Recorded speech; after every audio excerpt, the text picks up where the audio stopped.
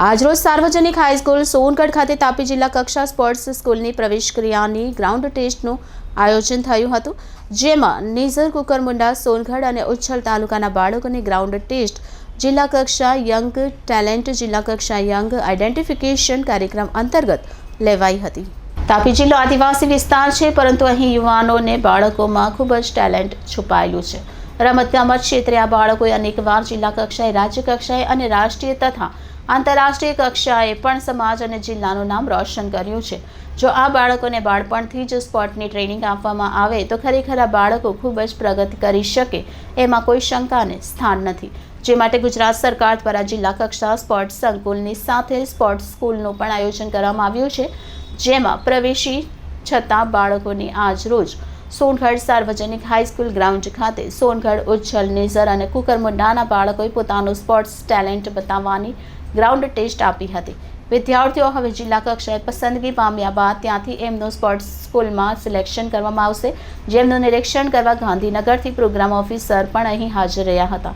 District sports development officer Chetan પટેલે શું કહ્યું, આવો સાંભળીએ। Reporter Bindeshwari Shah, city gold news, Tapi. Chetan Patel, district sports development officer, Tapi. આજ રોજ આ શું કાર્યક્રમ છે?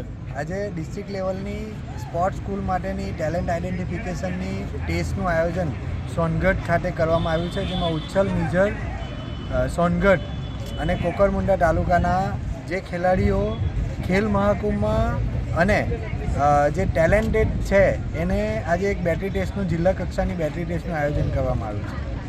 હવે આ જે ટેસ્ટ છે એ ટેસ્ટ પૂર્ણ થયા બાદ એ લોકો આગળની શું પ્રોસેસ કરશે? આ ટેસ્ટ પૂર્ણ થયા બાદ ઝોન કક્ષાની ટેસ્ટ થશે અને ઝોન કક્ષાની ટેસ્ટમાં જે ખેલાડીઓ મેરિટમાં ઉત્તીર્ણ થશે એ ખેલાડીઓને જિલ્લા કક્ષાની ડિસ્ટ્રિક્ટ લેવલ સ્પોર્ટ્સ સ્કૂલમાં એડમિશન આપવામાં આવશે। ડિસ્ટ્રિક્ટ કક્ષાની જે સ્પોર્ટ જે સ્કૂલ છે એનામાં ભાગ લેનાર વિદ્યાર્થીઓને શું ફાયદો થાય? સ્પર્ધા પૂર્ણ થયા પછી તમારા ગ્રુપના ખેલાડીઓના જે ખેલાડીઓ ભાગ લે છે તે ખેલાડીઓને સરકાર તરફથી રહેવા, જમવા અને રમતગમતના એક શ્રેષ્ઠ તાલીમની એક નિષ્ણાંત કોચ દ્વારા તાલીમ આપવામાં આવે છે, એનો સંપૂર્ણ ખર્ચ સરકાર દ્વારા કરવામાં આવે છે।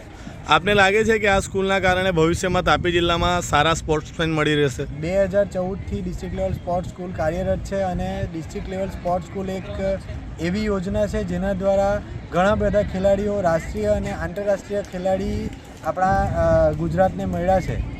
આવનારા સમયમાં આનો ફાયદો થશે ખરો? આવનાર સમયમાં આ એક સરકારની આપણે એક એવી યોજના કહી શકીએ કે આ યોજના દ્વારા સરકારને અને આપણા ગુજરાત રાજ્યનું સ્પોર્ટ્સની અંદર ખૂબ જ સારું પરિણામ આપણને મળ્યું છે। 4 તાલુકાના આશરે કેટલા આજે સ્પોર્ટમેન લોકોએ ભાગ લીધો? 4 તાલુકાના 250 જેટલા ખેલાડીઓ આજે ભાગ લીધો છે। જી, ધન્યવાદ।